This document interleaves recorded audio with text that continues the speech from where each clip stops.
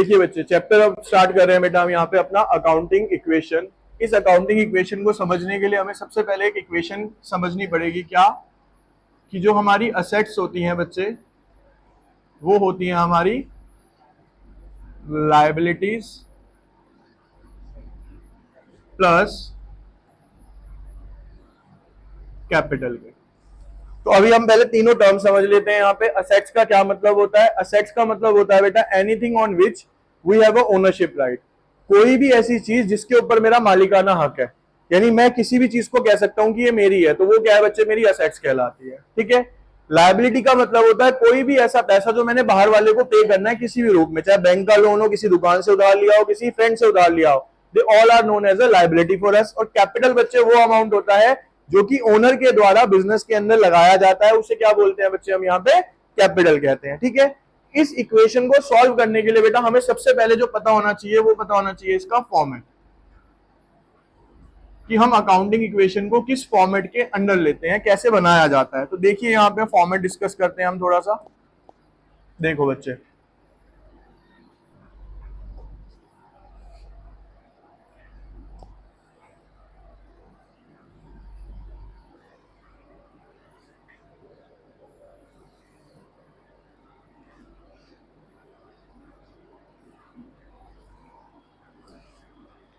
सबसे पहले बच्चे यहाँ पे आता है सीरियल नंबर।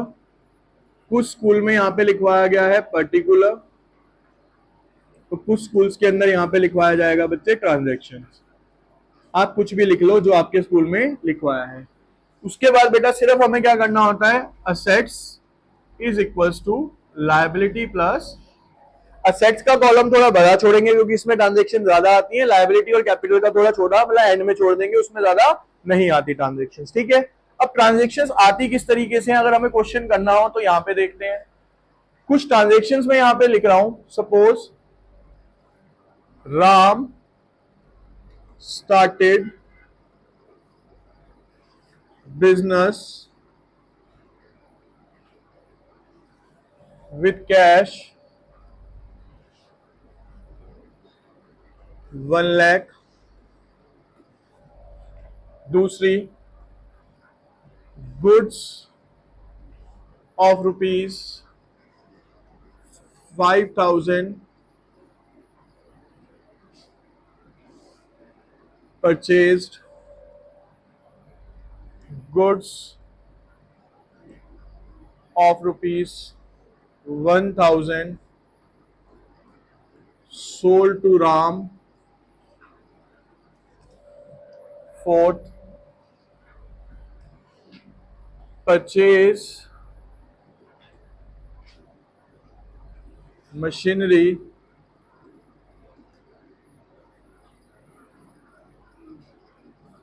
of rupees 10,000। उससे अगला charge depreciation on machine at the rate of 10%।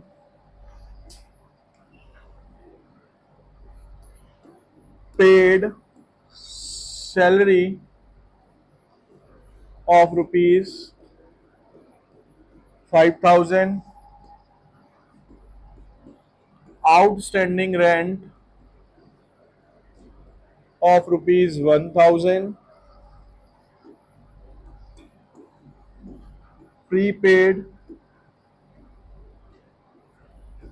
wages of rupees 2,000। interest on capital at the rate of 10%। goods of rupees 5,000 sold in 7,000। देखो ये कुछ जो जनरल एंट्रीज लिए हैं, आपको इसको देख के पता चल रहा होगा कि इसमें कुछ नहीं है, इसमें काफी कुछ है, यानी लगभग लगभग बहुत सारी एंट्रीज इसमें कवर कर दिया है मैंने अब आपके। ठीक है। अब जब आप इस सिंगल क्वेश्चन को करोगे और बड़े क्वेश्चन उठाएंगे तो उसमें आपको डिफरेंस पता चलेगा। अब पहले हम बनाते हैं बच्चे इसके लिए यहाँ पे इसका format.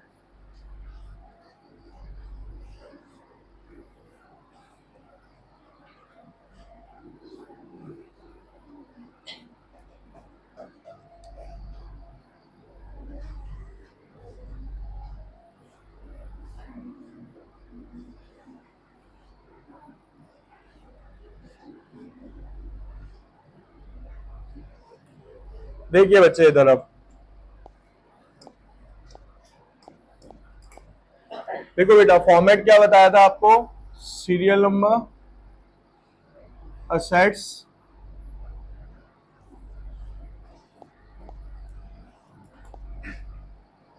Assets is equals to liability plus capital, और यहां पे बच्चे हम क्या लेने वाले हैं, पर्टिकुलर्स।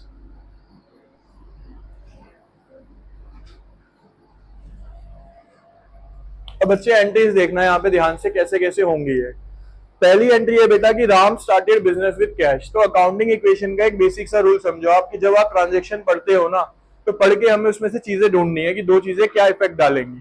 भाई राम ने बिजनेस स्टार्ट किया और उसके अंदर बच्चे उसने 1 लाख रुपया लगाया, तो जब बिजनेस में पैसा आएगा तो बिजनेस में क्या आया, कैश आया ना।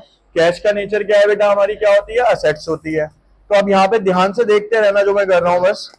कैश का नेचर क्या है बेटा, यहाँ पे असेट्स। तो देखो जो आपकी पर्टिकुलर है उसमें तो आप स्टार्टिंग सिंपल लिख सकते हो, राम स्टार्टेड बिजनेस। अब असेट्स के अंदर क्या आया बच्चे मेरे पास, सबसे पहले यहाँ पे कैश, यहाँ पे कितना लिख दूंगा मैं, 1 लाख। तो एक असेट्स बन गई बच्चे मेरी कितने की, यहाँ पे 1 लाख रुपए की। लेकिन जब बिजनेस में उसमें पैसा लगाया, तो जो बिजनेस में पैसा लगाया जाता है उसे हम किस नाम से जानते हैं, कैपिटल के नाम से। क्या बोलते हैं बच्चे हम उसको, तो कैपिटल भी आ गया, तो कैपिटल की साइड भी क्या लिख दूंगा मैं यहाँ पे, 1 लाख रुपए। तो अब देखो दोनों साइड क्या हो रही है हमारी, बराबर हो गई। ठीक है बच्चे। अगली ट्रांजेक्शन है कि गुड्स ऑफ ₹5,000 परचेज, 5,000 का गुड्स मैंने परचेज किया। तो अब ये सबको समझ आ गया होगा कि ये कैश में है क्योंकि पार्टी का नाम नहीं है। तो जब बेटा मैंने गुड्स परचेज किया, तो गुड्स के लिए जो वर्ड यूज होता है बेटा वो होता है स्टॉक। गुड्स के लिए क्या वर्ड यूज होता है बच्चे हमारा, तो सबसे पहले आप यहां पे लिखेंगे पर्टिकुलर गुड्स परचेज्ड। अब बहुत ध्यान से समझना बेटा, मैंने एक नई एसेट्स परचेज करी है, उसका नाम क्या है बेटा, यहाँ पे स्टॉक। तो मैं यहाँ पे ऐड कर दूंगा स्टॉक। कितने का परचेज किया, 5,000 का। तो 5,000 कहां पे आ गए बच्चे मेरे, स्टॉक के अंदर। लेकिन क्योंकि मैंने ये कैसे परचेज किया है, कैश में, तो कैश क्या हो गया मेरे पास से कम हो जाएगा। तो बेटा कैश में क्या करेंगे हम, यहाँ पे 5,000 को, और माइनस के लिए मैंने आपको अकाउंटिंग इक्वेशन में बताया था क्या यूज करते हैं हम, ब्रैकेट का यूज करते हैं। माइनस को शो करने के लिए क्या यूज होता है यहाँ पे, माइनस के लिए ब्रैकेट हो गया। अब इसके बाद जब आपकी दो ट्रांजेक्शन हो जाएंगी, तो आप यहाँ पे एक अंडरलाइन करेंगे इसको इस तरीके से। अब यहाँ पे हमें जो लिखना है बेटा वो लिखना है ये,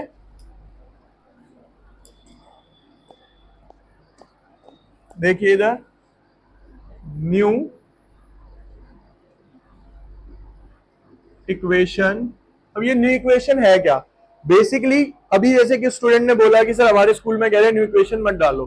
बेटा इसके डालने से कोई इंपैक्ट नहीं पड़ता, लेकिन इसके डालने का फायदा क्या होता है कि आपको हर एक ट्रांजेक्शन के बाद ये कंफर्म होता चला जाएगा कि आप ठीक कर रहे हो। मान लो आपने पूरा क्वेश्चन कर लिया, अब आखिर में जाके बैलेंस मैच नहीं हुआ, तो आपको सारी ट्रांजेक्शन दोबारा से देखनी पड़ेगी मेरी गलती कहां पे हुई है। लेकिन अगर आप न्यू इक्वेशन हर एंट्री के बाद डालते जाओगे, तो आपको वहीं क्रॉस चेक होता चला जाएगा कि मेरी एंट्री यहाँ ठीक है या गलत है। अब जब आप यहाँ पे बनाओगे, तो 1 लाख में से 5,000 गए बच्चे, यहाँ पे कितने बचे, 95,000 प्लस में 5,000। लायबिलिटी में कोई चेंज था ही नहीं, और यहाँ पे कितना है बच्चे मेरे पास, 1 लाख। तो दोनों साइड क्या हो गई बच्चे मेरी दोबारा से, बराबर। चलिए अब इसके बाद आते हैं बच्चे हम यहाँ पे अपनी थर्ड ट्रांजेक्शन के ऊपर। Goods of ₹1,000 sold to Ram. बेटा मैंने 1,000 रुपए का गुड्स राम को बेचा, यानी अब पार्टी का नाम गिवन है, तो मैंने कैसे बेचा है, ये उधार में। कैसे बेचा है बच्चे, तो यानी राम से मैंने पैसे लेने हैं, तो राम कौन है हमारा, डेटर बन गया। राम कौन बन गया बेटा। अब यहां पे पहले लिखते हैं सोल्ड गुड्स टू राम। अब देखना बच्चे यहाँ, भाई कैश पे कोई इंपैक्ट पड़ेगा, नहीं पड़ेगा। गुड्स मैंने बेचा है कितने का, 1,000 का, तो यानी 1,000 से मेरा स्टॉक क्या हो जाएगा बच्चे यहाँ पे, माइनस, क्योंकि जब गुड्स बेचूंगा तो स्टॉक क्या हो गया मेरा, कम। राम को बेचा है तो राम क्या बन जाएगा बच्चे मेरा, एक डेटर। तो यहाँ पे आप एंट्री लिख दोगे क्या, डेटर। कितने से डेटर बन गया बच्चे वो, 1,000 से। क्या लायबिलिटी में कोई चेंज है, नहीं है। कैपिटल में कोई चेंज है, नहीं है। तो अब सिंपल दोबारा से क्या करिए आप, एक लाइन, ठीक है, अब उसके बाद फिर से क्या बनाएंगे, यहाँ पे हम न्यू इक्वेशन बनाएंगे बच्चे। तो यहाँ पे लिखेंगे हम न्यू इक्वेशन। देखिए बच्चे 95,000 में कोई चेंज नहीं, 5,000 में से 1,000 के घुस गए 4,000, फिर से कितना हो गया यहाँ पे 1,000, यहाँ पे कोई चेंज नहीं, और यहाँ पे कितना आ जाएगा बेटा 1,00,000। तो देखो 95 और 4 99, 99 और 1 1,00,000, और इधर भी कितना है बच्चे हमारे पास 1,00,000। तो दोनों साइड अगेन क्या हो जाती है हमारी, यहाँ पे बराबर हो जाती है। अब जब दोनों साइड बराबर हो गई तो नेक्स्ट ट्रांजेक्शन पे चलेंगे बच्चे। यहाँ पे फोर्थ, परचेज मशीनरी ऑफ 10,000। अब बेटा मैंने एक मशीन परचेज करी है, पार्टी का नाम नहीं है, तो कैसे परचेज करी है बेटा, मैंने कैश में करी है। तो यहां पे मैं लिखूंगा purchase machinery is equals to, बेटा 10,000 की कैश में परचेज करी है, तो पहला इंपैक्ट तो बढ़ गया कैश पे, कि कैश क्या हो जाएगा बेटा मेरा यहाँ पे कम हो जाएगा। एक मैंने मशीन परचेज करी है, तो एक असेट्स में शॉर्ट में लिख देता हूं यहाँ पे एम, एम का मतलब मशीन। यहाँ पे कोई चेंज नहीं है, यहाँ पे भी कोई चेंज नहीं है। मशीन खरीदी है बेटा मैंने 10,000 की, तो 10,000 कहां पे आ गए मशीन में। लायबिलिटी में कोई चेंज नहीं है, कैपिटल में भी कोई चेंज नहीं है। अब फिर से अगेन एक लाइन पुट करेंगे यहाँ पे,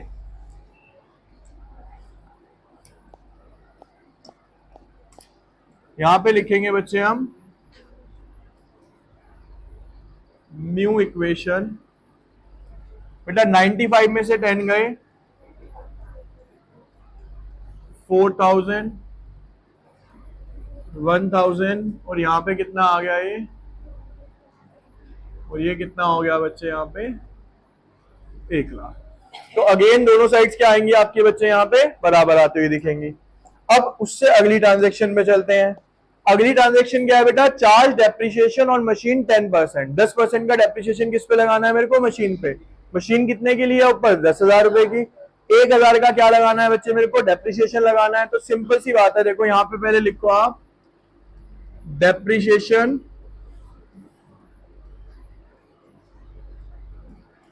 ऑन मशीन कितने का लगेगा बेटा, 1,000 रुपए का, 10,000 का 10%। तो बेटा जब 1,000 का डेप्रिसिएशन लगेगा तो मशीन की वैल्यू 1,000 से क्या हो जाएगी, यहाँ ये हमने जर्नल में भी देखा है कि जब डेप्रिसिएशन लगता है तो मशीन की वैल्यू क्या हो गई, यहाँ पे 1,000 से कम हो गई। डेप्रिसिएशन का नेचर क्या है बच्चे, एक्सपेंस। डेप्रिसिएशन का नेचर क्या है, एक्सपेंस। और सारे के सारे एक्सपेंस कहां से माइनस होते हैं, कैपिटल में से। कहां से माइनस होंगे बच्चे, अब यहाँ पे भी कोई चेंज नहीं है बच्चे, यहाँ पे भी कोई चेंज नहीं है, और यहाँ पे भी कोई चेंज नहीं है। अब अगेन हम न्यू इक्वेशन बनाएंगे बच्चे। यहाँ पे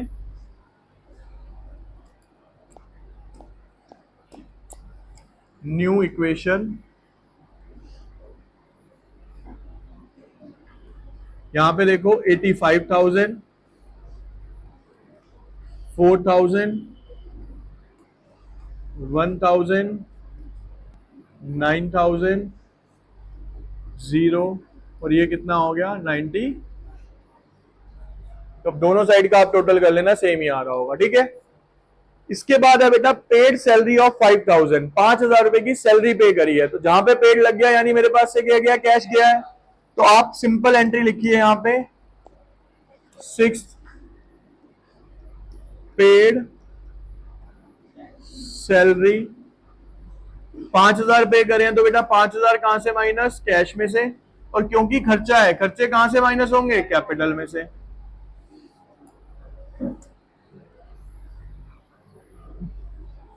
अगेन आप यहां पे क्या बनाएंगे अब बच्चे, एक न्यू इक्वेशन।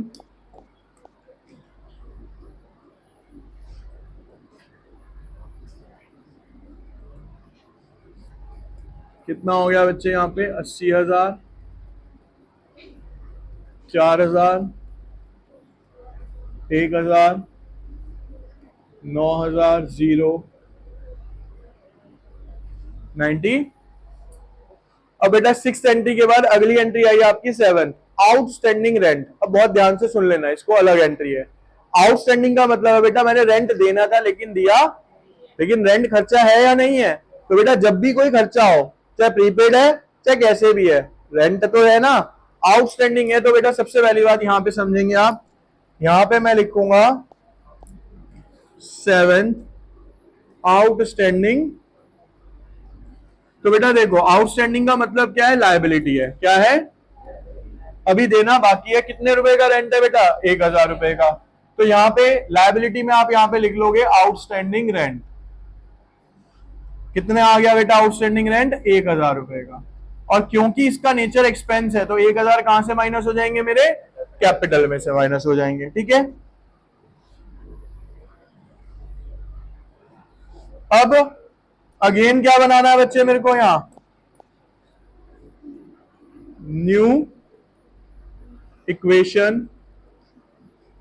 कितना आया बच्चे यहां पे, 80,000, 4,000, 1,000, 9,000, 1,000 और 93,000।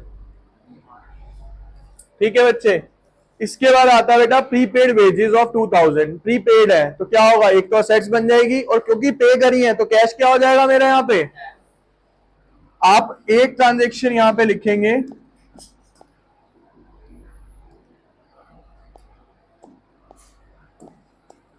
Prepaid wages.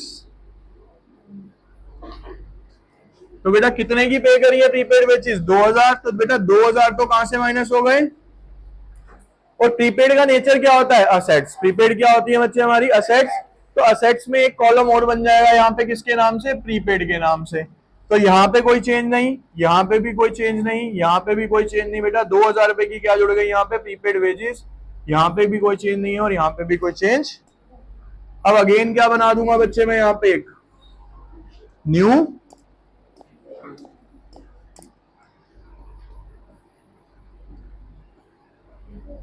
अब देखिए बच्चे 80 में से गए 70, 8,000, 4,000, 1,000, 9,000, 2,000, 93,000।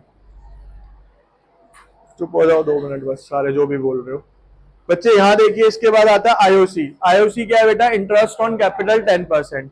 कैपिटल कितना लगाया बच्चे उसने, 1 लाख। 1 लाख का 10% कितना हो गया, 10,000। Interest on capital last class में हमने जनरल में भी डिस्कस किया था बेटा, क्योंकि हमने पार्टनर को ही देना है, ओनर को ही देना है, तो उसी के कैपिटल को क्या कर देगा, बढ़ा देगा।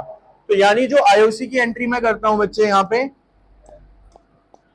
देखो, यहां 9th एंट्री आईओसी सिंपल है बेटा, 0 0 0 0, यहां पे भी 0। लायबिलिटी में भी कोई चेंज नहीं बेटा। 10,000 रुपए कैपिटल में ही क्या होंगे, माइनस, और 10,000 रुपए कैपिटल में ही क्या हो जाएंगे, ये कैपिटल से ही माइनस और कैपिटल में ही क्या हो जाएंगे बच्चे ये। तो यानी क्या इसका कोई इंपैक्ट पड़ेगा, नहीं पड़ेगा, क्योंकि कैपिटल में ही प्लस हो रहे हैं और कैपिटल से ही क्या हो रहे हैं, यहाँ पे माइनस हो रहे हैं। ठीक है, यहाँ पे बच्चे मैं एक न्यू इक्वेशन नहीं बना रहा क्योंकि स्पेस थोड़ा कम रह जाएगा हमारे पास। लास्ट ट्रांजेक्शन कर देता हूं आपकी मैं यहाँ पे, बस वो देख लो। लास्ट ट्रांजेक्शन है बच्चे, गुड्स ऑफ ₹5,000 सोल्ड इन 7,000। 5,000 रुपए का सामान मैंने कितने में बेच दिया बच्चे, यहाँ पे 7,000 रुपए में। ठीक है, तो जब 5,000 का गुड्स बेचा होगा तो पहले यहां लिख लेते हैं बेटा 10th एंट्री, सोल्ड गुड्स। 5,000 रुपए के गुड्स बेचे हैं बच्चे। तो देखो यहां पे भाई स्टॉक लेकिन हमारे पास कितने का है, यहाँ पे 4,000 का है ना। तो आप एक काम कर लीजिए, इसको मैं यहाँ पे कर देता हूं कितने, 4,000। 4,000 का गुड्स कितने में बेचा है मैंने, 7,000 में। तो बेटा 4,000 रुपए का क्या हो गया यहां से स्टॉक, कितने में बेचा है बच्चे मैंने, ये 7,000 में। 4,000 की चीज कितने में बेच रहा हूं, 7,000 में। तो पैसे कितने आए मेरे पास, 7,000। अब बेटा जब 4 की चीज 7 में बेचूंगा तो प्रॉफिट कितने का हो रहा है, 3,000 का। तो 3,000 रुपए कहां पे ऐड हो जाएंगे, आपके कैपिटल में ऐड हो जाएंगे।